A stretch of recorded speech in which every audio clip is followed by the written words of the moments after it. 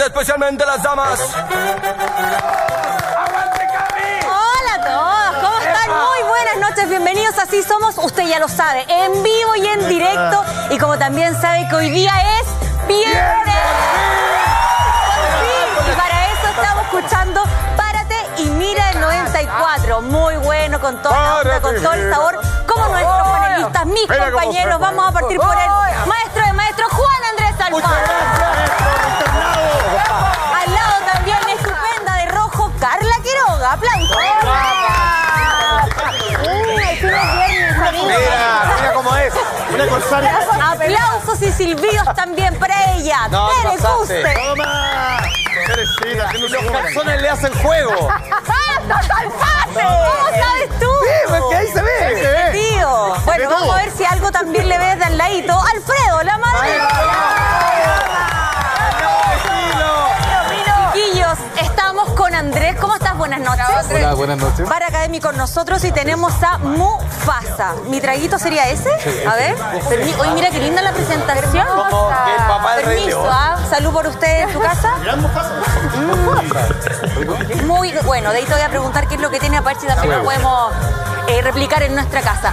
¿Qué es lo que se viene esta noche? Pon mucha atención. Vamos a partir, como siempre, con los viernes policiales. ¿Ah? Sí. Se viene Salfate hablando de eso. Vamos a hablar de El Tila.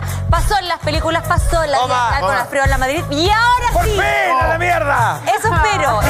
Si no, sigue en carpeta. Pero esperemos que sí. Fail de primavera con Tere Custer. La maldición. Tenemos nuestro hashtag, como siempre, para que usted esté activo a través de las redes sociales. Está arribita mío. Dice Viernes Policial AS. Muy fácil para que vaya comentando. Y por supuesto, porque Juan Andrés se lo merece y ustedes también. Tenemos cortina. Acá está Viernes Policial. ¡Toma! ¡Póngale play, Simón! ¡Mira! ¡Buena, weón! ¡Qué linda! ¡Excelente! Ahí se grande Braulio, maestro. Grande. Oye, año 2002. Atención, ¿saben qué? Pero tengo que hacer una pequeña advertencia. Los relatos que voy a dar a continuación son tan escabrosos, superan con creces las fantasías más oscuras que alguien puede llegar a tener, que amerita tener altura de mira para este tema. Es lo que les pido a ustedes en la casa y por supuesto el panel está acá más que preparado. Vamos a hablar respecto del Tila, el caso de la delincuencia más mediática que se ha generado en las últimas décadas en nuestro país, cuando esto se dio a conocer en el 2002. Debo decir dos cosas. Si yo me pongo del lado de las víctimas, no puedo menos que pensar que esta persona habría que fusilarla, quemarla, meterle un pozo con ácido y tratar de resucitarla, volver a iniciar ese proceso 1000 veces.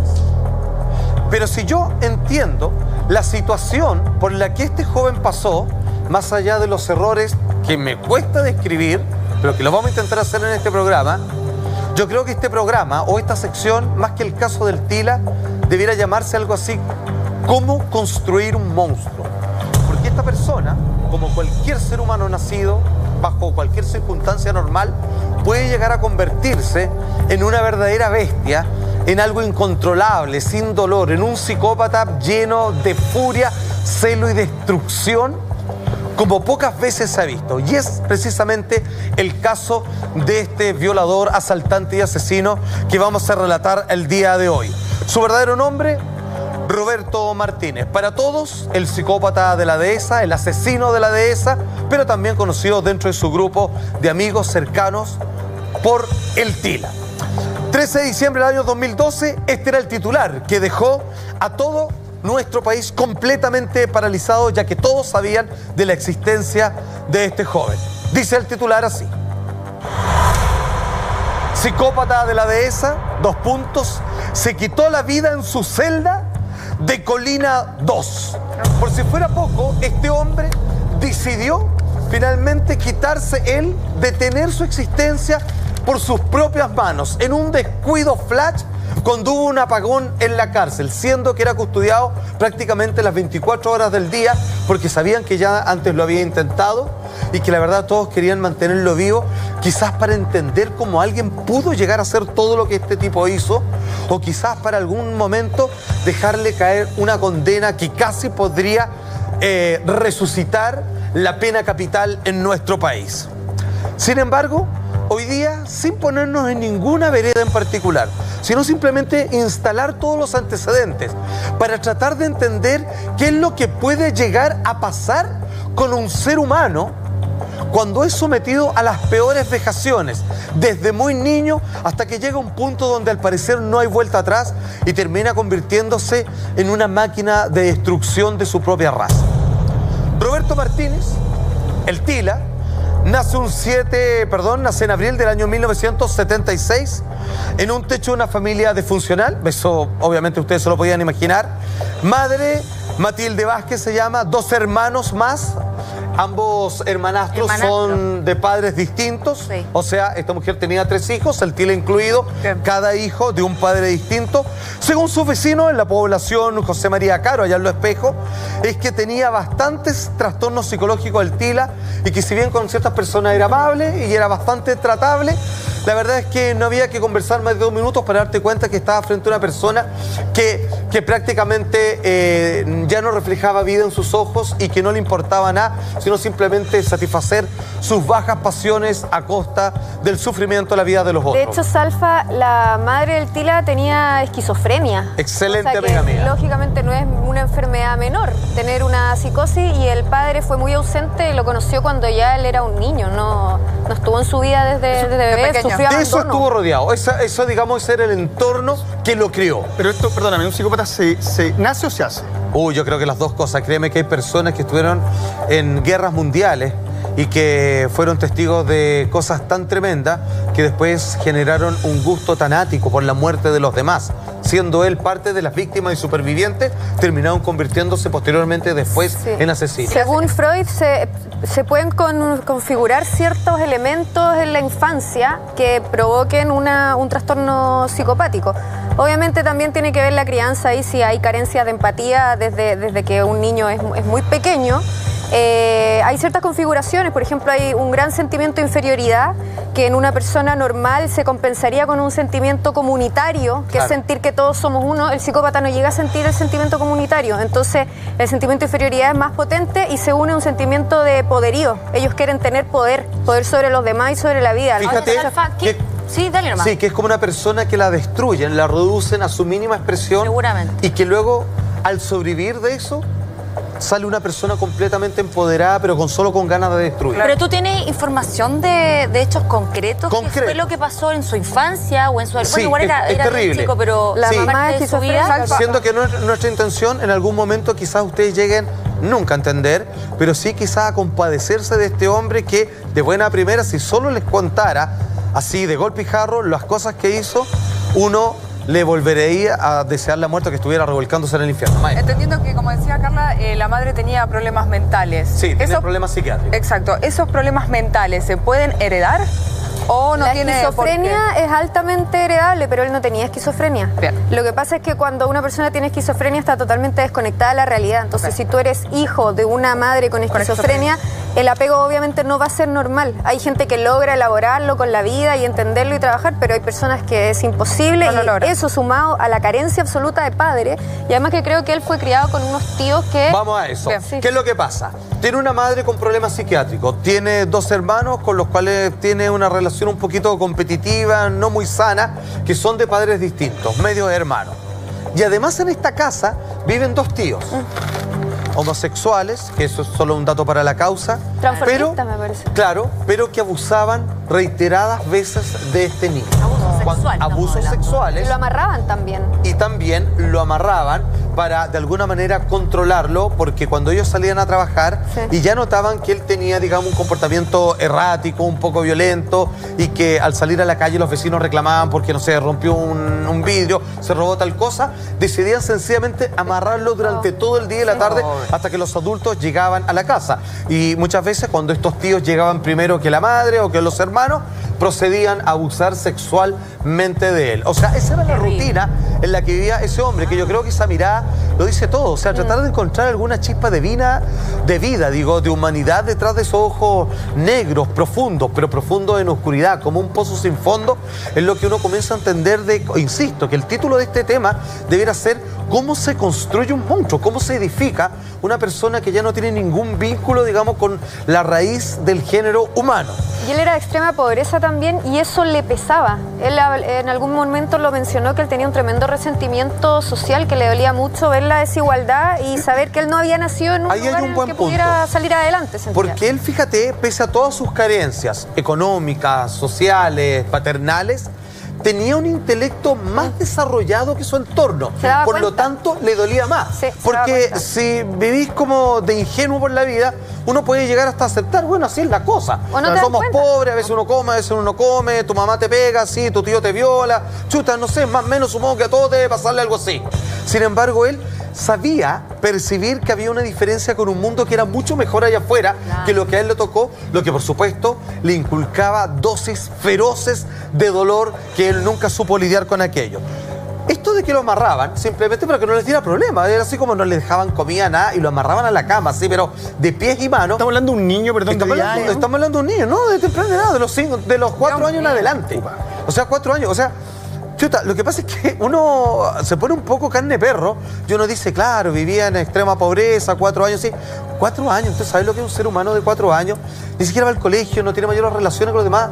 Es un niño, pero en su etapa más pura, básica, que está siendo corrompido de su raíz. Y la mamá ausente. Ausente completamente y no estaba en condiciones de criar a nadie. Claro. Una vez de las tantas veces, como a diario lo amarraban y posteriormente ser abusado por sus tíos, era tanto los alaridos de este niño, así que entre el hambre que lloraba, frustración, dolor, frío, etcétera, etcétera, que un vecino cuenta que saltó la pandereta, se fue a meter a la mala a la casa donde él vivía, solo para desamarrarlo, porque estuvo gritando por horas y así iba a seguir a menos que este vecino no se hubiera apiadado, pero la verdad es que no supo que mucho más que hacer. Y también, Salfa, eso de amarrarlo es una conducta que hace que a los niños se les despierte algo que se llama el sadismo primario. Hay conductas orales sádicas, que eso tiene que ver con esta del psicoanálisis, y después hacen que ellos se identifiquen con este sadismo y también quieran ejercerlo, o sea, también quieran hacer daño, hacer doler. Claro, desarrollan esa faceta. Se quedan fijados en una etapa sádica cuando viven este sadismo, porque eso es sadismo. Ahora, yo frente a todos los datos de lo que correspondía a la rutina del Tila, fíjense que había veces que no lo amarraba, porque la mamá consideraba que con sus hijos podía conseguir algo de dinero en las calles, ir a mendigar. Y ella consideraba que siendo su hijo más pequeño, con 4 años, que ella no se equivocaba al saber que podía conseguir más plata si es que desamarraba a su hijo y lo vestía de mujer, de una niñita, y con él, que donde al verse todo demacrado y con rasgos más rudos, más masculinos, podía verse como una niña más maltratada y por lo tanto conseguir muchas más monedas a la hora de mendigar. Claro. O sea, esa era la rutina de este niño a los 4 años. Tremendo. Distorsionada absolutamente, digamos. Imagínate que el único lugar donde tú podrías encontrar alguna especie de reducto, de oasis, de donde yo deposito mi confianza, donde yo estoy tranquilo, sí. Allá afuera, de la puerta para allá, hay un mundo que quiere abusar de mí, que quiere destruirme, que quiere robarme, asaltarme. Y sin embargo, en mi casa yo encuentro al menos un reducto como una especie de capacha. Como el útero. Y sin embargo, era peor. Lo que vivía dentro de las 4 paredes de su hogar era mucho más horroroso. Un infierno. O sea, mucho peor que una cárcel, que lo que podía llegar a encontrar allá afuera. De hecho, es como allá afuera él se sentía más empoderado y esto fue cultivando una especie de odio que allá afuera él se sentía que él mandaba y que podría hacer lo que quisiera con cualquier persona, que jamás iba a responder con el nivel de violencia que él sí ya estaba acostumbrado, obviamente, a recibir. Bueno, él comenzaba a escaparse posteriormente cuando ya estaba un poco más grande, lograba salir de su atadura y muchas veces era detenido por vagancia, donde también sufría algunos malos tratos y malos ratos, a no dudar, cuando era detenido por carabineros y cuando no sabían mucho bien qué hacer con él y que algunos bien benevolentes dudaban incluso de regresarlo a su hogar. Cuando ya pasó un año de esta vida de mierda, teniendo él 5 años, es enviado al sur, a Reumén por su padrastro, a la casa de su abuela, donde él ahí trató de iniciar una vida escolar y fue al colegio. Pero él venía tan cabizbajo, venía con una personalidad tan hecha añicos, disminuida a morir, que finalmente se convirtió, además pajarito nuevo, el nuevo chico del curso, fue la víctima del colegio entero de bullying. Todos lo molestaban. Pero perdón, del colegio, ni siquiera del curso. Del colegio, sí, claro, porque todos empezaron a correr la voz. Oye, a él le podía... Eran cosas terribles. A él le podéis tirar escupo, le podéis decir que se coma tal cosa del suelo y no va a reclamar, lo va a hacer. Y todos, obviamente... No, y vulnerado, o sea, el vulnerable, sin ningún mecanismo de defensa, nadie le enseñó nada, no tenía ningún referente, por último, cómo defenderse. No tenía ninguna o ir a dignidad, hablar con las autoridades del colegio, o sea, él estaba totalmente solo. Entregado a ser abusado. Y en una burbuja desde siempre. Pasan los años, llega a tener 14 años y él vuelve a Santiago. Ya un poco más con un nivel de carga de odio en donde él se sentía, yo estoy solo en el mundo. Estoy solo, tengo algunos placeres, algunos gustos y los voy a tomar a la fuerza porque allá son todos mis enemigos y no me importa nada. Y veo que, así como yo lo fui cuando chico, hay personas que se dejan hacer lo que uno quiera, así que a esas personas las voy a elegir y las voy a maltratar y con ellos me voy a satisfacer y voy a tratar de recuperar todo el tiempo perdido que mi propia familia me había robado. Cuando en adolescencia, pues en la adolescencia ya una etapa de más rebeldía, más sí, claro, más desafiante, querer romper los límites. Imagínate el maremoto que tenía en la cabeza en aquellos momentos. Está en Santiago. Él fue maltratado en el sur de Chile, fue maltratado por su familia, vuelve a la capital, pero ya completamente decidió a desquitarse. Perdón, maestro. Por aquel tiempo, él mismo se tenía su propio sobrenombre, que fíjate que no era para nada malo y correspondía un poco a su forma de ser. Él le gustaba que lo llamaran el alacrán. Chico, pero venenoso y peligroso y mortal, precisamente como esta especie de escorpión, maestro. ¿Ya delinquía a los 14 años o todavía no empezaba a mostrar como una carrera delictual? A los 14 años, 1990, él comete su primer crimen. Él ingresa junto a otros dos personas más grandes, mayores de edad, él tiene 14 años, ¿Ya? y se mete a la casa de una profesora alemana. Este caso fue muy bullado y se supo más aún cuando se juntó con el resto de las víctimas. Él cometió muchas fechorías y solo después de que una se logró determinar que él fue el culpable, lograron ir juntar que muchos ataques a mujeres y familias tenían que ver con el TILA como común denominador.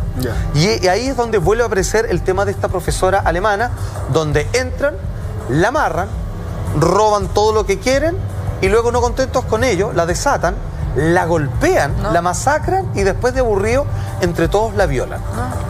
O sea, había acá, o sea, estos tipos fueron a robar, esa era su intención.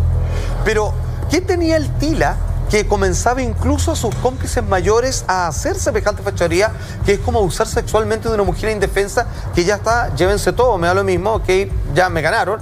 Era que cuando él estaba demasiado tiempo en algún lugar donde él se daba cuenta, esta persona vive bien, su casa huele bien, está limpia, le daba rabia y se desquitaba tratando de abusar con ella, que es como él bien entendía a partir de su propio cuerpo, que era la mejor manera de doblegar a alguien, sintiendo un placer horroroso, abusando, obviamente contra la voluntad de la otra persona, quitándole toda dignidad, abusando de manera sexual de esta persona. Perdona, ¿cómo alguien puede practicar y hacer manifestaciones desde el amor si nunca lo conociste? Claro. No, obviamente sí, no tiene parámetros. Con la otra vereda, pero se entiende que acá hay un lado que totalmente desconocido. No sabe lo que es un cariño, no sabe lo que es un abrazo. Por supuesto. No sabe lo que es obrar bien. Exactamente, por lo tanto no tiene ningún tipo de resentimiento para con sus actos, él no tiene ningún sentimiento de culpa. Nunca lo pudo ver. Tenía esa relación como que él sabía que estaba obrando mal, pero sin embargo, obviamente no entendía de que por qué no tomar la oportunidad o la destrucción de algún cuerpo si es que finalmente se le daba la oportunidad. Finalmente este muchacho comienza por distintas razones a ser apresado y curiosamente ahí comienza a llamar la atención de las personas que están a cargo de la reinserción de los presos. Claro. Entre ellos, fíjate que un profesor de pintura se da cuenta que este muchacho tiene un increíble talento para la expresión pictórica. El hombre pintaba cuadros, realmente eran un poco desquiciados, pero la verdad es que tenían una fortaleza imponente. Y no solo eso, escribía poesías, siendo que él tuvo un pasar muy básico por la escuela, donde una vez más fue molestado.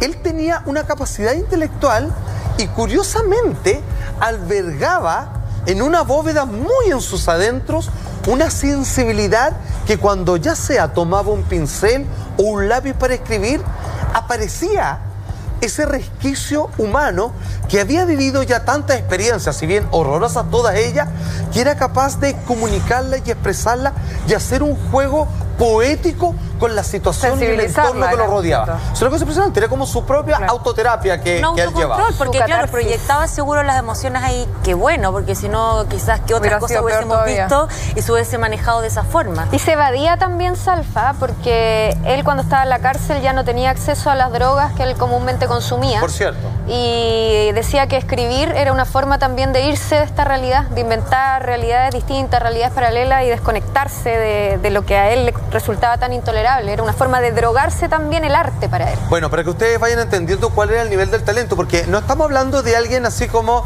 oye, y dibujaba bien.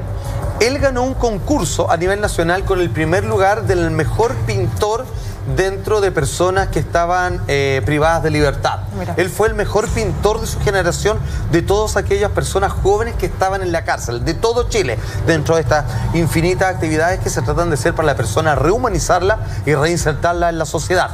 De hecho, en algún momento también, él fue considerado como el símbolo de la rehabilitación. Todos los que en algún momento trabajaban con él decían, mira, cabro más malo no hemos conocido y mira cómo está ahora. Pinta, escribe y se porta bien, no molesta a nadie, es caballero, habla correctamente. Inteligente. Y tremendamente inteligente. Perdón, y tenía talento, o sea, era una mina de oro, de ahí se podría haber explotado alguna calidad de vida. Pero ahí es donde se equivocaban todos sus tutores, porque una persona que sea inteligente no significa que sea buena. No significa que... No. Pero ellos se confundían, claro, porque ellos están acostumbrados a ver que alguien, porque es ignorante y carente de mucha sociabilidad, es una persona mala. Claro. Y este huevón era malo con el natre, las razones ya estamos entendiendo por qué. Y sin embargo, a través de la inteligencia, las personas se escudaban o se confundían y creían que, porque él se expresaba bien, finalmente había vuelto a ser un ser humano común y silvestre. Y la verdad es que este estaba muy lejos de ser algo parecido a una persona merecedora de la reinserción. De hecho, Salfa, en general, los psicópatas son inteligentes. Entonces, el nivel de inteligencia no dice absolutamente nada respecto de una personalidad antisocial. No significa que se haya sanado una personalidad antisocial. Son inteligentes, son muy calculadores, son muy vivaces, saben lo que hacen, saben soluciones, manipuladores. Son así, o sea, eso no Tal significa. cual. Ahora, en algún momento de este estado de sitio en el que vivía, entre cárceles y esta familia disfuncional en la que volvía, ya se podía defender, ya nadie iba a abusar de él. Ahora era él el que abusaba del resto. Fíjate que una mujer del Sename logró entender que había una especie de bifurcación en la personalidad de él, que había una dicotomía, que era, a no dudar, talentoso, pero que tenía el demonio viviendo adentro. Y ella comienza a tratarlo. Se lo lleva a la casa esta mujer y él comienza a dar signos de esperanza, según ella, que notaba ver algo un poquito más allá de la complejidad de este caso que el resto de sus colegas. Hasta que una vez esta mujer tuvo que salir de viaje largo tiempo para hacer un curso, una preparación, una especie de posgrado en su carrera, ya sea como terapeuta, psicóloga o profesora diferencial, en fin. Y es cuando él comienza a echarla de menos, y cuando él vivía en su casa o pasaba en la casa de esta mujer, dice, a la mierda. Se escapa, no vuelve más, y ahí no hubo nadie que lo detuviese. Comienza a hacer una serie de delitos, algunos menores, otros un poco más graves, hasta que en el año, esto fue parte del prontuario de los máximos horrores que él cometió, año 1994, el Tila se va a la casa de un ex trabajador del Mercurio, el Locurro. Él le gustaba, porque tenía este resentimiento, atacar, por eso le decían el psicópata de la dehesa, entre otras cosas, atacaba en el barrio alto. No solo por la oportunidad de que un asalto en una casa donde hay gente mayor acomodada va a tener un mejor botín, sino porque tenía un odio parido por aquellos que habían nacido, claro, con una mamá que les cantaba canciones de cuna al dormir, con un papá que los llevaba al fútbol los domingos, con un niño que si quería ver televisión tenía una tele en su pieza, que tenía los juguetes que quería, todo lo que él jamás tuvo y completamente le fue negado. Aborrecía completamente la desigualdad social, y él lo reconocía eso, que era tremendamente resentido porque sentía que la sociedad además perpetuaba esta condición al no entregarle oportunidades. Es que eso es muy cierto. Él pensaba que la sociedad lo había convertido en él lo que era, y que él era el lado B de la sociedad, cuando había otros que gozaban y que no le pedían disculpas a personas como él mismo, que finalmente para que algunos tuviesen plata, otros tenían que no tenerla. Claro. O sea, esa descompensación social es donde él le tocó bailar con la fe y por lo tanto se iba a vengar de estas personas que estaban en una mejor posición económica. ¿Qué es lo que hizo? Va a asaltar, año 1994, exfuncionario del diario El Mercurio, con un muy buen pasar, en su casa en Lo Curro, y lo va a asaltar, se roba las cosas y no conforme con eso comienza ya a nutrir una rabia que comienza de ahí en adelante a manifestarla de la manera más cruda. Voy a describir de la manera más detallada, pero tratando de mantener el tono que nos corresponde para estos temas, y lo puñala y lo asesina, no estaba ni ahí.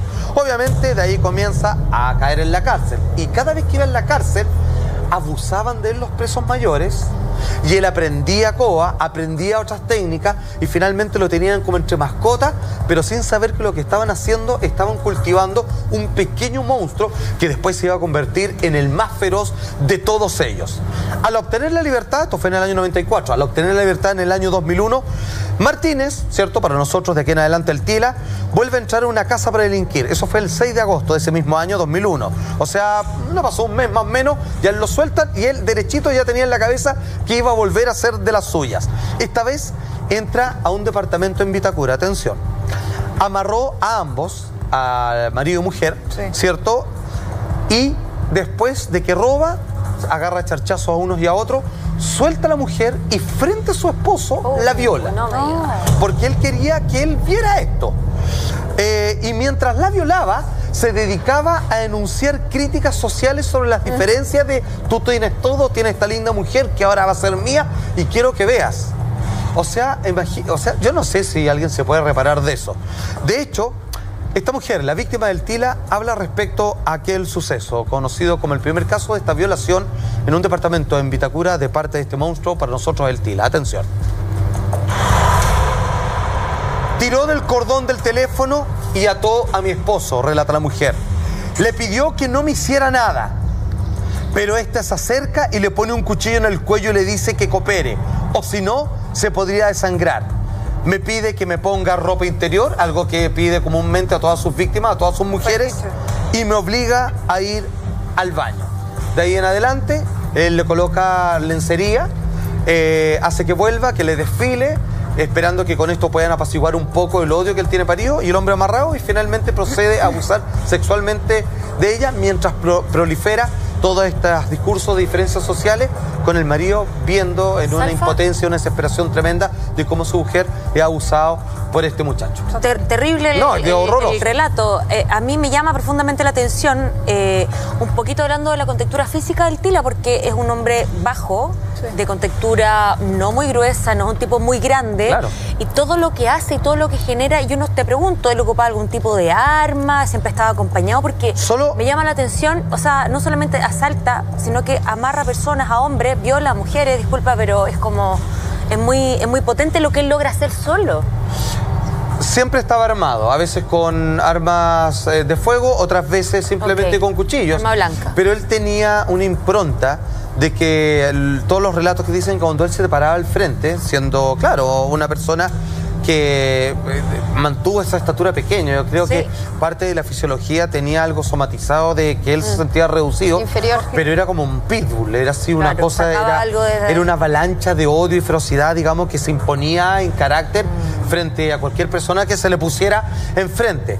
Ojo, déjame repetir, por favor, para todas aquellas personas que se están sumando. Sí, por favor. Nosotros los días viernes hacemos historias policiales. Hemos relatado, hemos andado profundo, hemos llegado a otras aristas, gracias a Carla, que además de ser periodista también es psicóloga. Pero el caso que estamos tocando hoy día del Tila, yo les dije en un comienzo lo siguiente, y me gustaría por favor que esto lo recalcáramos ¿por qué hacemos esta sección? Para entender la naturaleza humana y ver que nosotros, quizás en distintas circunstancias, podríamos hacer algo similar. Porque probablemente si tú le dicen tú matarías a alguien, nadie. Pero probablemente si le están haciendo algo atroz, como lo que acabo de relatar a tu hijo, yo creo que tú no dudas en matar a esa persona y sacarle los ojos y yo qué sé. Esto, si yo lo veo del lado de las víctimas, tú la verdad es que estás pidiendo que este hombre se pudra en el infierno y te gustaría ir a verlo. Pero si te pones de parte de él, que abusado desde pequeño por sus tíos, amarrado, gritando con 4 años que alguien lo fuera a soltar, y que en el colegio también lo molestaban y que lo metían en la cárcel donde volvía sexualmente a ser abusado, tú puedes llegar a entender de que el título de esta sección, de este tema, o de hoy en particular, podríamos entender de cómo se construye, de cómo la sociedad construye un monstruo. Porque eso fue lo que hicieron con un niño de 4 años, hasta que después llegó a la edad de 14, su propia ya familia. era un imparable, partiendo por sus hermanastros, por su madre, con problemas psiquiátricos y un largo etcétera. Vamos a otro caso, 8 de mayo, 2002, año siguiente. Sí. Maciel Zúñiga, mujer, fue salvajemente golpeada, estos son los datos, no se sabía quién había sido esto, sino años después. Ay, esto fue terrible. Golpeada, estrangulada y acuchillada. Posteriormente, el asesino, que por entonces no se conocía, sabemos que estamos hablando del Tinaca nosotros, intentó encubrir este asesinato prendiéndole fuego al cuerpo. No. Ya, escúchame, porque la estranguló, la golpeó, la acuchilló, todo eso, y más encima dice, ya quedó con este cuerpo que está todo así mutilado, le prendo fuego. ¿Qué es lo que hizo? Finalmente le pide a unos niños que le pueden conseguir hoy unos paños con parafina y unos fósforos para quemar este cuerpo. ¡Carepalo! Esa mujer, Maciel, no era una desconocida, era la novia de él. Sí. Más encima, era su bololo.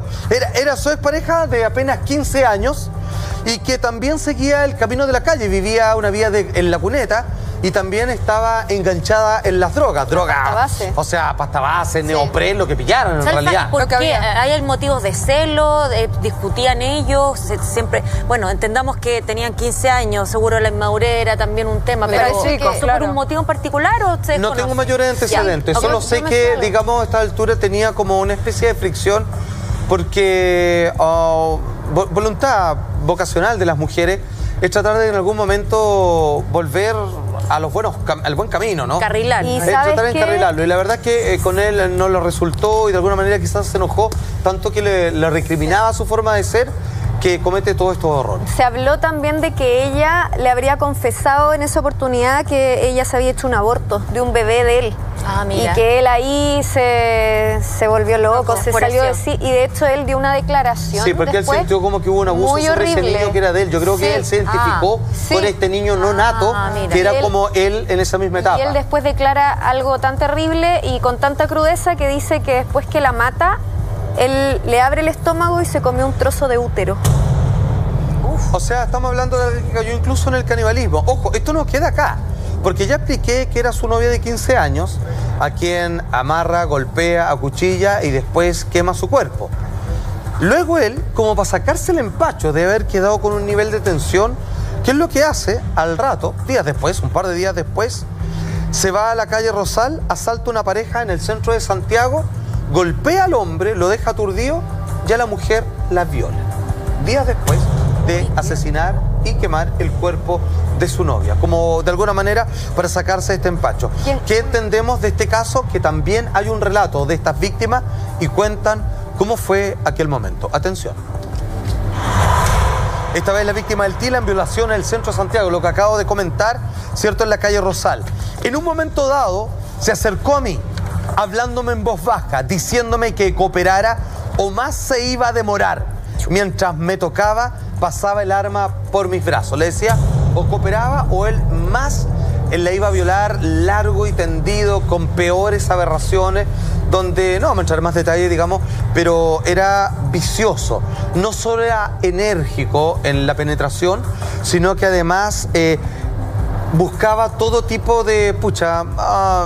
la sexualidad es libre en realidad, sí, no, pero en este caso, digamos, lo buscaba como tratar de acertar aberraciones en ella, de todo tipo, con sus lenguas, con sus dedos, tratando de hacer cosas que ella se sintiera mal. Y ella le amenazaba que si no cooperaba, iba a demorarse más de la cuenta. Y este muchacho tenía un impulso sexual tan grande que a veces daba casos que terminaba de violar a una persona y a los 2 minutos lo volvía a hacer y a los 5 minutos volvía a hacerlo. ¿Eso es una definición en cuanto, te lo pregunto desde la ignorancia, Carla, y en lo psicológico o lo psiquiátrico, cae en calidad de un tipo sexópata. Yo sé que tiene muchas otras aristas, pero en esa tecla, tocando esa tecla. Hay una patología que se dice satirismo. Cuando los hombres tienen esto, es como la ninfomanía, por decirlo. Sí, para las mujeres. Claro, para los hombres son sátiros. Ah, mira. Sí, y ¿sabes una curiosidad una compulsión sexual? De ese caso, que también contaban que entre medio se puso a leer un libro de filosofía que había en el living, así en una biblioteca, y en el de Vitacura se puso un traje de marca del dueño de casa y le dijo, yo también me puedo vestir con ropa cara. Porque ahí mostraba su... Claro. Sí, por supuesto. Y se lo llevó el traje. O sea, imagínate el horror para las personas, no solo de ver lo que está haciéndote alguno de los tuyos o a ti mismo, sino que además te queda claro que es una persona con la que no puedes dialogar. No. O sea, no tenés cómo negociar con él. No hay de negociación porque con él. Está en otra esfera. Está fuera de sí, su cabeza está en otra parte. O sea, que, perdón, es que no estamos hablando de un gallo que te entra a saltar, estamos hablando de un gallo que te entra a dañar. Claro, entra a sentir poder. El placer de él no está en llevarse tus pertenencias, está en dañarte. Por supuesto, es como que, poder. O sea, de alguna manera él rescataba algún placer en las violaciones, pero él elegía ese crimen porque entendía lo que le provocaba a la otra persona. Si hubiera encontrado algo peor, hubiera sido otra cosa lo que le hacía probablemente. Y yo creo que también él se vengaba de la sociedad y de esta predestinación que él sentía que tenía por haber nacido en la pobreza, y se vengaba de sentir que la sociedad le imponía sus reglas, y al hacer esto decía, no, yo impongo las mías también. Exactamente. Ahora era como... sobre las personas. Yo creo que sumado todo lo que estamos hablando, yo creo que aquí las drogas también entre medio tienen que haber estado... Lo potencia. No sé si en todo momento, pero en la mayoría de las veces. De todas maneras, es más que probable. Ahora, fíjate que se hizo un estudio, siendo que él era adicto a la pasta base y otras cosas. Esas son drogas que te generan una disfunción sexual. Entonces, da la impresión que si bien podía entrar drogado, luego era tanto el fuego interno respecto a esta furia que generaba que en algún momento yo creo que se le pasaban los síntomas de estar bajo el influjo de algún estupefaciente, y luego ya era él mismo actuando con su propio designio de lo que ya le tenía claro que quería hacer a las víctimas. El último crimen del Tila, y que fue el que se le apodó como el psicópata de la dehesa, fue a principios de junio del año 2002. Esto es... se han hecho hartos documentales, y yo creo que si es que alguien por ahí diría, oye, es como pasó una película, nadie haría una película de esto porque no tendría cómo mostrar. Sería una película tan desagradable que, si bien interesante quizás para algunos, yo no sé si alguien querría verla realmente. Esto es demasiado horroroso. Muy explícito. Entra a un departamento en la dehesa donde a una madre y a su hija la mantiene secuestrada durante 12 horas. Transcurso en el tiempo donde él se dedica a violar a ambas de manera intercalada. Las obliga a colocarse ropa interior, y cada vez que violaba a una, la amarraba a la otra, la acompañaba al baño para que se duchara, que se limpiara bien, porque no estaba bien que estuviera sucia, pues estaba con él, la amarraba, seguía con la madre, después hacía que se bañara, después volvía a violar a la hija. Eso fue alrededor de 5 veces en un plazo a cada una de 12 horas. Estuvo prácticamente todo el día. Aquí obviamente se abrieron muchas especulaciones, porque el hombre tenía un cargo importante sociopolíticamente hablando, y pensaban que era alguna especie de venganza y todo. Después habría que entender que no que tuvieron la mala suerte. Perdón por la escasez de palabras, lo que estoy diciendo. Vamos a decir mala suerte, pero bueno, no sé qué es mejor decir. Que simplemente les tocó que este desgraciado se metiera a la casa, nomás, pero no había mayor intención. Él encontró esa casa tan linda y tan merecedora de su rabia como cualquier otra, como el departamento al lado, el de arriba o el de abajo nomás. ¿Esto fue el 2002? Esto fue el 2002. ¿Como último delito grande ya o todavía...? Este fue el gran delito, como que se hizo conocido, y de ahí, digamos, todos se pusieron de cabeza a encontrar al Tila. ¿Qué es lo que habla? Una vez más, esta vez también las víctimas, no recuerdo bien si es la madre o la hija, pero narra lo siguiente, atención. Él movía la pistola, me dijo, vamos a la pieza, tú sabés lo que viene ahora. Me persiguió y comenzó a hacerme tajos. Después me dijo, ponte ropa sexy. A todo esto, si ustedes se preguntan por qué le decían el Tila, es un sobrenombre que heredó de su madre, ¿cierto? Que le decían así por sus problemas psicológicos. Ella se llamaba Matilde, y como que ella no sabía bien cómo decirla, entonces era como un derivado de eso, le decían como Tila, como diciéndole, te parecía tu mamá. esta vieja loca que vive acá, que todos conocemos. Que además siempre lo en el barrio. vincularon, porque él salía con ella a la calle, ella lucraba con él, así que siempre lo relacionaron juntos, digamos. Es que este último caso, el Tila, a mí me tocó verlo en la universidad, porque la víctima iba un par de cursos más abajo que yo, en periodismo.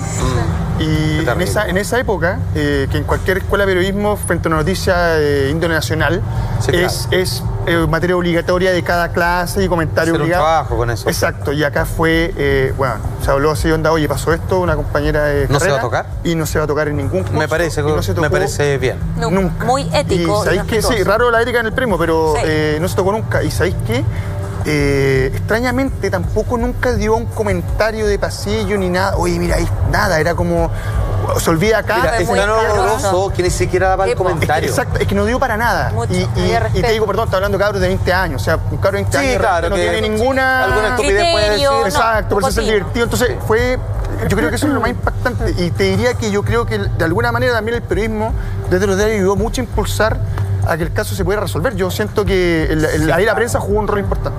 Ahora, bueno, quizá como ustedes se puedan dar cuenta, no nos estamos revolcando y nos estamos volviendo por cada uno de los casos porque no hace falta. Sí. O sea, simplemente lo que único que puedo repetir es que un par de mujeres, madre e hija, siendo reiteradamente violadas en tu propia casa por un periodo de 12 horas, no merita mayor explicación. No. O sea, digamos, eso es un verdadero Es atroz. infierno en vida. Finalmente, ¿saben cómo atraparon al Tila? ¿Cómo, maestro? Lo atraparon. Yo quiero que me diga, pero luego este consejo Perfecto. publicitario, por favor, porque les tengo que decir que dejarse llevar por las ganas de bailar o cantar a viva voz esa canción que tanto te gusta, por supuesto que es natural, porque disfrutar es parte de ti. Disfruta el sabor de ser natural con Column Light. Productos ricos, frescos y naturales, ya que todos son elaborados con leche fresca en origen y eso les da ese característico sabor natural como el de la leche Column Light que yo tengo aquí en mi mano, que está elaborada con cacao natural, liviana en grasa, escuchen bien, total y sin azúcar adicionada. Ya lo sabes, Column Light es más natural. Muy bien. Me voy a pasar por acá, chiquillos, permiso.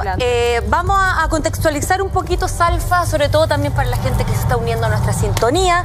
Estamos hablando de este caso llamado El Tila, un caso policial, como todos los viernes llevamos aquí en Así Somos con Maestro Salfate, un caso que desde 2002, al menos públicamente, remeció a todo un país y que ahora estamos haciendo todo este refresco de memoria con delitos, con violaciones, con momentos muy, muy violentos, agresivos y que tú muy bien nos estás relatando, Salfate. Entendamos que de cómo un ser humano puede llegar a cometer tal nivel de atrocidades, de mutilar a tu novia y quemarla, de asaltar a una mujer indefensa y violarla con otros dos compañeros, apuñalar por nada a otro hombre, para sacarse un empacho, asaltar a una pareja y violar a la mujer, o en este caso durante 12 horas violar reiteradamente a una madre y una hija.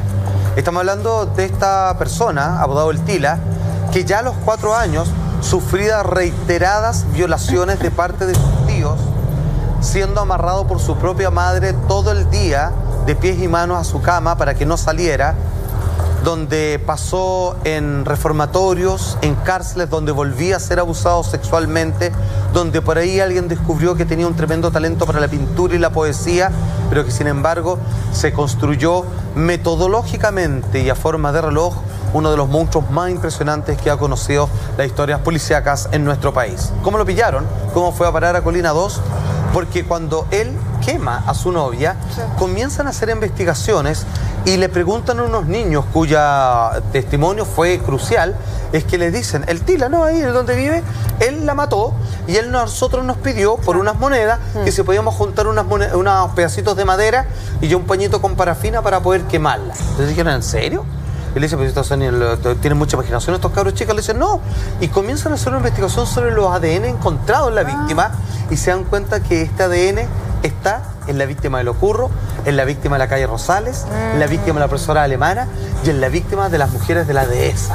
Y dije, compadre, tenemos a este desgraciado y era un común denominador de los más ataques o más atroces ataques que habíamos vivido en los últimos años, y este gallo se había librado. Perdón, escapó siempre sin que nadie lo viera, porque lo metían a preso por otras cosas. Claro. Algunas veces No por lo ligaban asesinato, a uno con otro. pero otras por asalto y cosas así, digamos, pero no lograban vincular. De hecho, eran tan atroces los crímenes que en muchas ocasiones, como te comentaba, pensaban que eran como venganzas de poderes fácticos de uno a otro, venganza sociopolítica y un largo etcétera. Bueno, finalmente, gracias a los testimonios de los niños, y encontrar el ADN en cada una de todas estas víctimas que lograron cuadrar donde este hombre había atacado, se dan cuenta de que por fin habían atrapado un monstruo que podría haber seguido, de no ser porque, afortunadamente, mediáticamente, el ataque a las dos mujeres en la dehesa terminó, obviamente, la obligación de que detectives tenían que encontrar un resultado, porque si no, compadre, se les venía el peso de la ley ya contra ellos. Finalmente, el 13 de junio, el Tila es encarcelado en espera de una sentencia, según leo acá el informe, y la verdad es que lo que llamaba la atención es que cuando le preguntan, ¿y qué hiciste? Y él decían, a ver, ¿qué? Porque lo vamos a acorralar, si es que él no quiere contar qué hizo, oye, pero nosotros sabemos que no hubo necesidad. Porque le decían, ¿qué hiciste? Ah, bueno, eran como las 5 de la tarde, entré, y con una frialdad y con lujo de detalle y con toda la labia que él detentaba, explicaba qué hizo en cada oportunidad, como contando una película, no le importaba nomás. Lo decía y él le preguntaba y él te contaba. No tenía ningún problema, no se guardaba nada. Te lo decía. Lo que claramente generaba una especie de horror en quienes estaban obligados a interrogarlo. Y se daban cuenta de que estaban frente a un caso único, que era alguien que nunca más podría volver a pisar las calles, que estaba más allá de toda posible cura mental, y que por supuesto había que vigilarlo, porque claramente ya al entender de que nunca más iba a salir de prisión, iba a atentar contra su vida, cosa que intentó en varias ocasiones y que llama a entender cómo finalmente lo logró. De hecho, conocido como el más connotado antisocial de las últimas décadas, ¿cierto? En nuestro país, ese es curioso, donde ahí, obviamente, cuando nosotros no tenemos tantos antecedentes como lo que ocurre en el Sename hoy en día, él cuando pasaba en el Sename también lo abusaban. Y de cómo toda la gente empezó de ahí a entender en adelante de cómo el niño, símbolo de la rehabilitación, cosa que nunca fue, se convirtió en la persona más así. Porque uno se puede imaginar cosas terribles, ha visto películas, en fin, pero esto sobrepasa. Es como que cuando yo relato lo que él hace, tú no te lo quieres ver, tú no te generas imágenes en tu cabeza, porque tú evitas colocarte fotos en tu cabeza, porque es tan terrible que tú eliges no imaginártelo. Es así del horror de todas las cosas que hizo este tipo. Sin embargo, luego de todas las investigaciones, cuando no sabían bien qué hacer con él, así algunos decían, compadre, esto amerita que vuelva a la pena capital, que lo fusilen, que traigan una silla eléctrica, o no, que peor, así como, bueno, que lo tiren a los cocodrilos. ¿Qué no se dijo qué hacer con él? De hecho, Salfa, ¿sabes qué?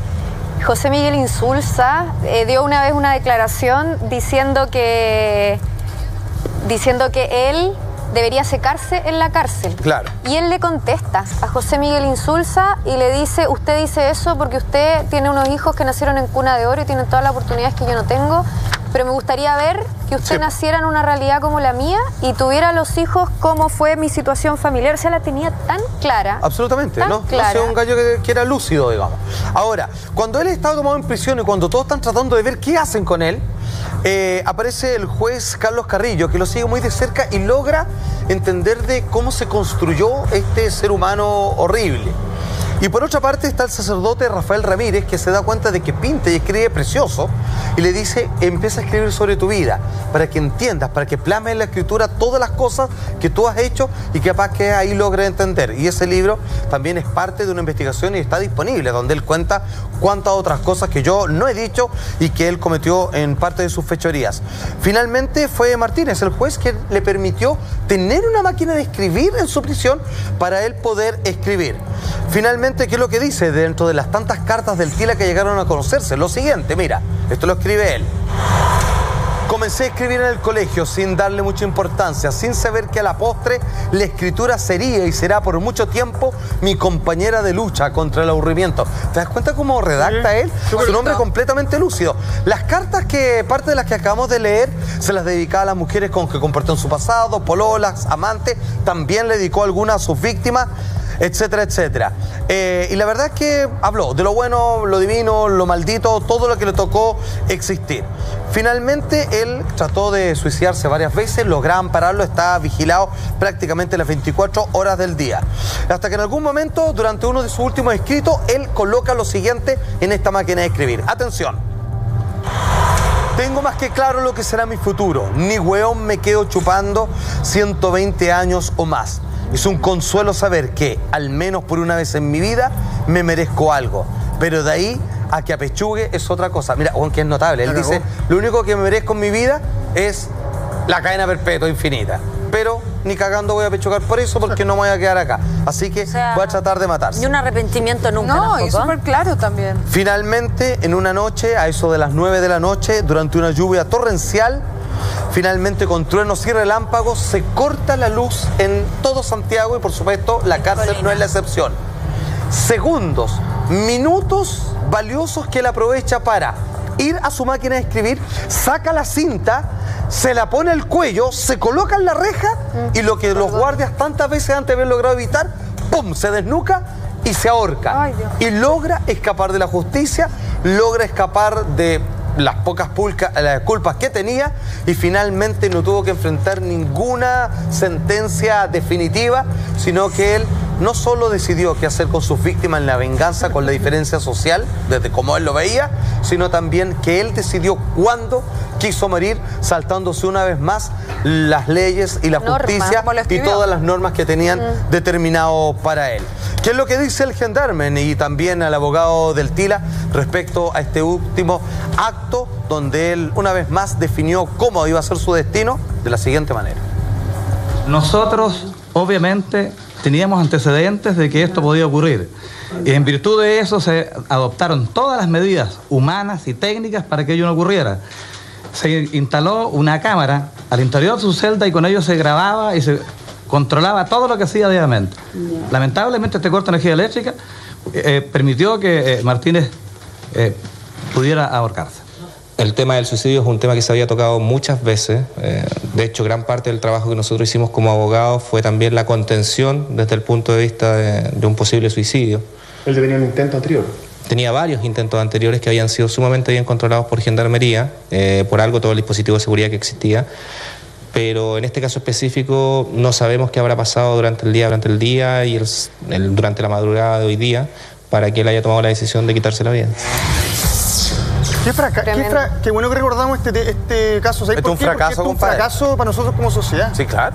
Pero en todo sentido, o sea, acá te das cuenta que lo que pensamos que hacemos muy bien no lo hacemos de la mejor manera y víctimas como esta, más allá de las víctimas que sufrieron la primera víctima. Y él lo sabía, eso es lo más increíble, porque él también en algún minuto escribió que cuando él se muriera, él no quería el perdón de nadie porque sabía que todo lo que había hecho era imperdonable. Dice, yo soy así, pero pude haber sido de otra forma, refiriéndose al sistema precisamente, que él sintió siempre que no lo había ayudado contenido de la forma necesaria. Y hay un libro de unas periodistas que lo editó en la Universidad Diego Portales, ellas eran de la Portales, que habla de la biografía de él y muy enfocado en una crítica social hacia el Sename como entidad, que no solamente tendría que haberlos distraído, porque el Sename decían, nosotros les enseñamos, potenciamos su talento con la pintura, con la escritura. No, ellos tenían que hacer una labor de reinserción social. Cosa que no se logró. Finalmente, no sé si el libro que tú mencionas, pero hay uno que se recomienda que se llama El Tila, un psicópata al acecho, además de otros documentales perfectos que se han hecho al respecto. En el Sename él también fue abusado, él lo cuenta en parte de sus escritos y sabéis que lo que pasa es que cuesta mirarlo con ojos de piedad con todo lo que hizo, pero con todo el antecedente que hemos entregado uno entiende. Es probable, es bien probable que este niño de 4 años, con lo bueno para la escritura y la pintura que era, si hubiera tenido un padre presente que lo quería, que lo cuidaba, y una mamá que lo amamantaba, le cantaba canciones de cuna, que le explicaba qué era lo bueno y lo malo, quizás hoy día sería un aclamado poeta, un pintor tremendo, un artista, yo qué sé. Pero sin embargo, producto de todos sus abusos, terminó convirtiéndose en algo que está pero al otro lado, en la posición máxima de lo que nosotros consideramos un ser humano voluntarioso, piadoso, con calidad de resiliencia, etcétera, etcétera. Eso le tiene que servir a los padres también, porque yo siento que en nuestra sociedad no hay la suficiente como psicoeducación. Entonces la gente tiende a minimizar de repente todas las consecuencias psicológicas que se producen a raíz de la crianza. Por ejemplo, si el padre no está, no importa, se puede igual. Si la madre está loca, no importa, igual el niño no sé qué. Si le pegamos a los niños, no pasa nada. Antes se hacía, se solía hacer a diario, se le pegaba a los niños. Los maltratamos, es normal. Hay mucho de eso, mucho de maltrato el futuro en y la sociedad. Personalidad que va a tener ese niño el día de mañana. Porque ese niño pudo haber sido, como dijo Salfa, un Da Vinci, y sin embargo, con todo el sufrimiento que tuvo, optó por otra. O padres ausentes que lo naturalizan y les da lo mismo no ir a ver más a su hijo y después si no pasa nada. Claro que pasa, la configuración psíquica cambia. Ahora a él lo golpeaban, lo violaban, lo amarraban. Compadre, no falta uno, le hicieron todo lo peor. Tenía bullying. O sea, lo que estamos viendo es el lógico proceso de cómo a un niño de 4 años comienzan a desarmarlo y convertirlo en lo que ya todos sabemos, en lo que llegó a ser. O sea, finalmente, el Tila es un psicópata, como quieran llamarle, pero mucho más asesino es el sistema en el cual él nació. Si quieren encontrar un culpable, nos duela o no, estemos de acuerdo o no, las diferencias sociales. Lo digo aquí y ahora, palabras mías. Aplauso para Maestro Salfato por habernos traído este caso, es muy emblemático en nuestro país, un caso policial. Muy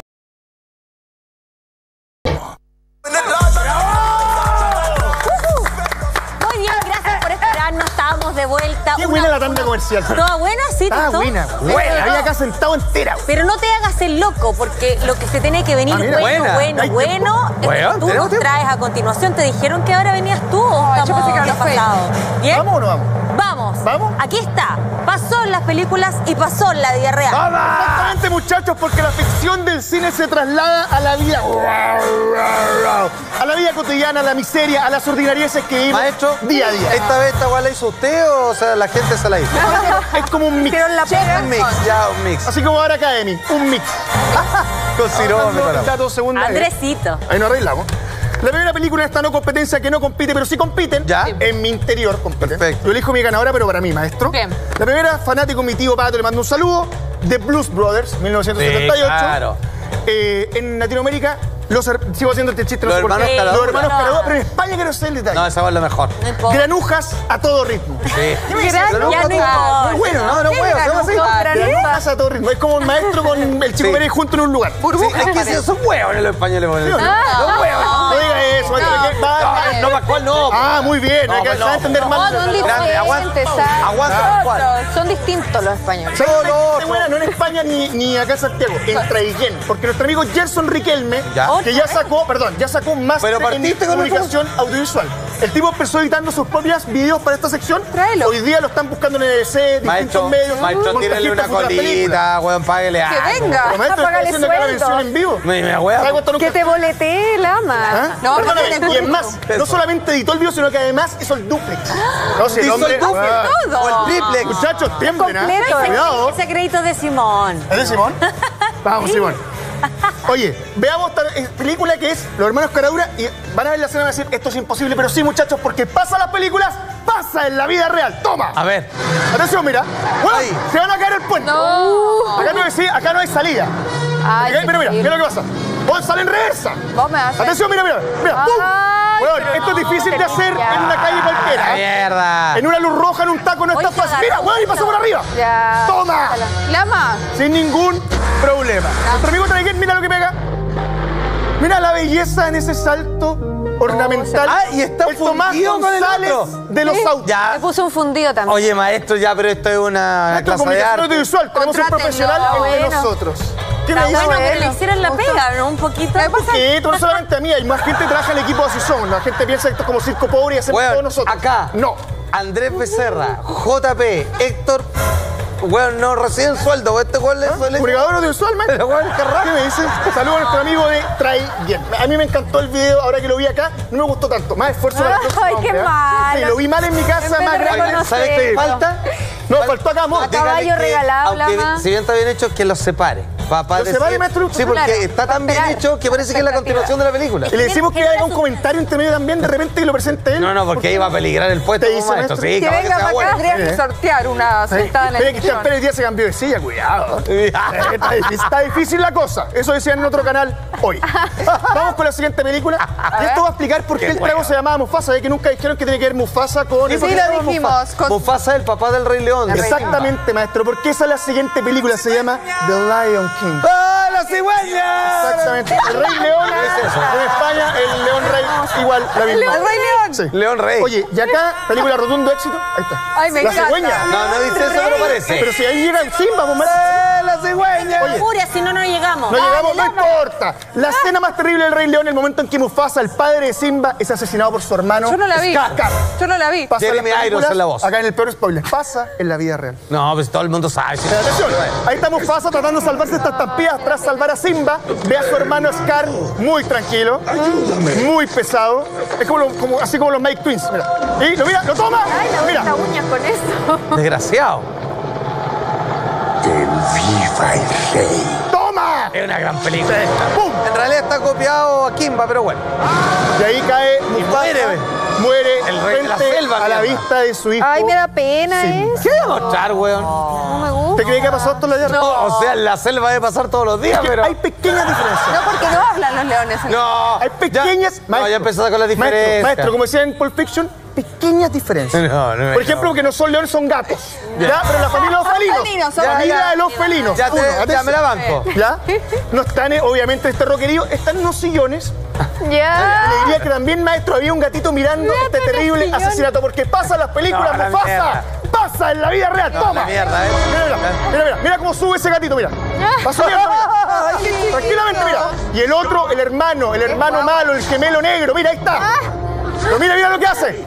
Scar, mira lo que hace Scar. Mira. Sus patitas caen las piedras. Atención. ¡Weón! Ay, no. Que viva No, el están rey. puro weando, ya, po. Mira. ¡Adentro, mire! Está editado esto. ¡No! Mira, y Simba, ¿dónde está Simba? ¡Ahí está Simba, mierda!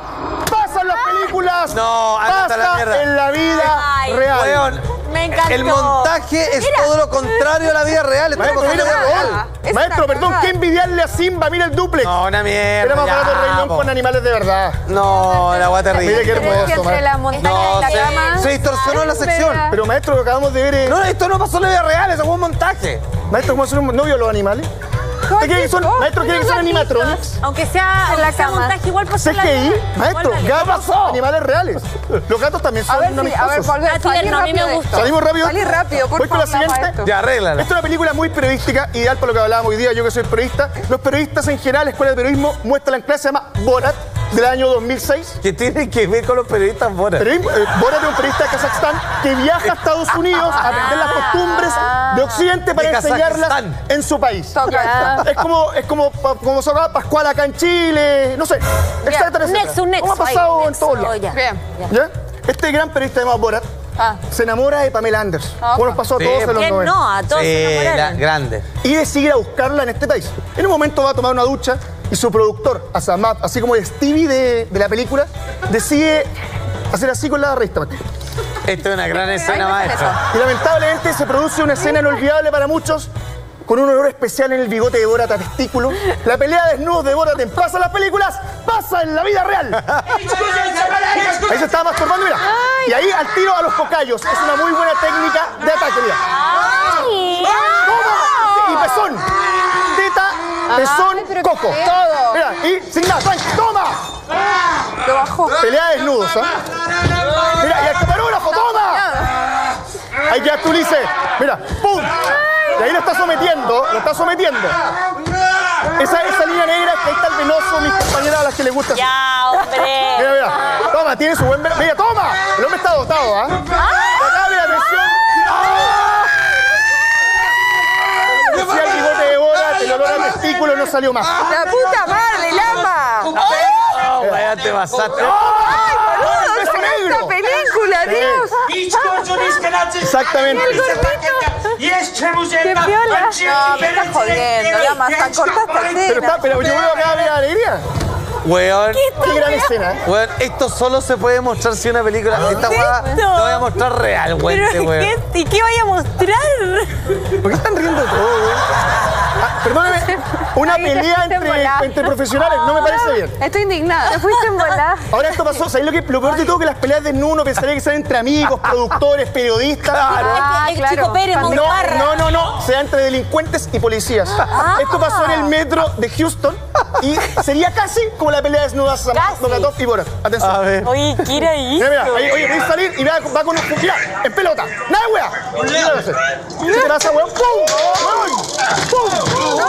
Y lamentablemente, claro, a diferencia, Asamab no tenía esta herramienta para reducirlo rápidamente. Maestro, no es pelea. Maestro, no es pelea.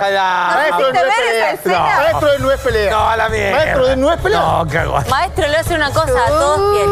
Maestro, todo es piel, ¿no? ¿Hago la última, una patada? ¿No alcanzamos? Esto ha sido la sección de hoy en Pasan las películas, Pasan la vida real, dedicada especialmente para ti, mi viejita linda. Oye, la única buena es la que hizo el weón de afuera. Aplausos para el programa. Oiga, y me quedé con la de nuestro amigo, ¿cómo se llama? Jefferson. No, ¿cómo se llama? ¿Dónde está? Daniel, no lo anoté. Diego. Me dio lo mismo, ¿Diego? Sí, Diego Cortés. Pasa. Para la próxima. Cállate, quita la buena. Nos vamos a una pausa comercial, ¿no? ¿Sí? Ok, 1:13. Vamos y volvemos. Una gran pelota, cualquiera. Ya de regreso y les tenemos, chiquillos, una excelente y muy buena noticia para los fanáticos de la serie, porque ya, como es pasadito de las 12, hoy día, sábado, la red va a transmitir la primera temporada de Walking Dead. ¡Toma! ¿No? Excelente. A eso de las 22 horas, un imperdible. La vida siempre da segundas oportunidades. Está bueno eso. ¿Usted la vio, Lama, o no? ¿Sabes que yo no la agarré? Yo leía más que nada los cómics, pero creo que una muy buena oportunidad, como va bien avanzada para los que quieren así como, oye, parece que es buena y todo. Bueno, empezar a ver la hora es ideal para después ponerte al día y agarrar como está actualmente. Y lo bueno que el sábado en un capítulo y el domingo otro, a la misma hora. Así que, puta, vamos a ir ligerito ahí comiéndonos temporada. Excelente para este fin de semana largo, ya lo sabe, a partir de hoy, sábado 7 de octubre a las 22 horas en punto. No se lo vaya a perder, porque Walking Dead llegó a la red y llegó para quedarse. No sé cuántos capítulos serán, ustedes lo irán descubriendo ahí, no tengo la exactitud, claro, pero es la primera temporada, como ya les decía, y lo tenemos aquí, un lujo para todos ustedes. Un panorama. Imperdible, un tremendo panorama, y como decía Lama, un excelente momento para empezar a verlo. Yo lo voy a empezar a ver porque no la he visto. Toma. Y me parece muy bueno además que está ahí parcelado por día, digámoslo. Estoy orgulloso de trabajar acá, quiero decirlo. ¿Sí o no? ¿Sí o no? Como que, Bueno, maestro, ¿sabe qué? Le digo una cosa, abierta. lo logramos. Ganamos, maestro. Hasta que metimos el contenido. Está muy buena. Como nosotros somos Walking Dead, nos negamos a morir. Sí. De hecho, ahora nos vamos así para la casa, Walking Dead, una semana larga.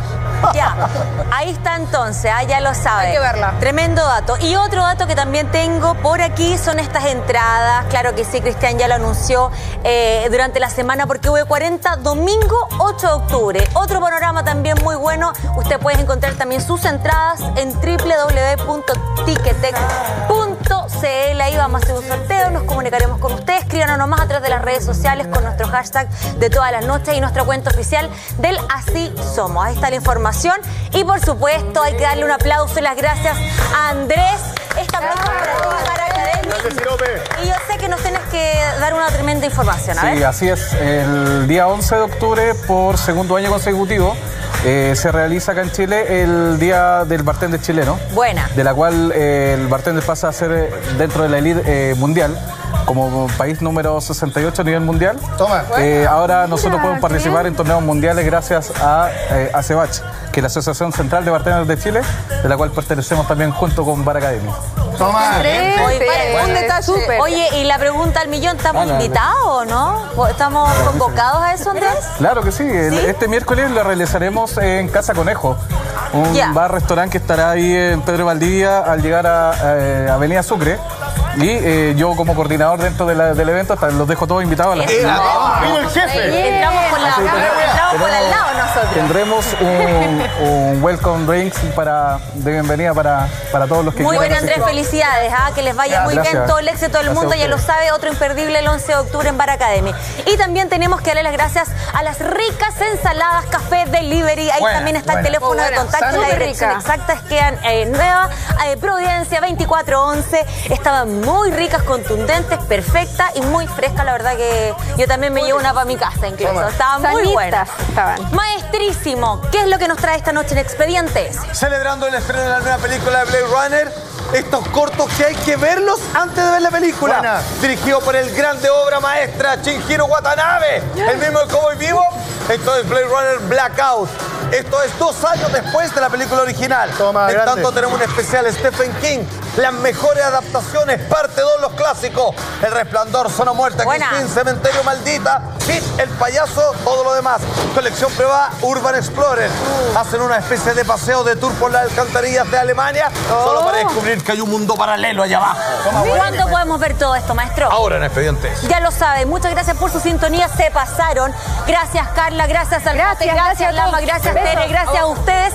Ojo, buen fin de semana largo, pero nosotros nos reencontramos el lunes con ustedes, por supuesto que sí. Bonito fin de semana, chiquillos. Cuídense. Chao, chao. Toma.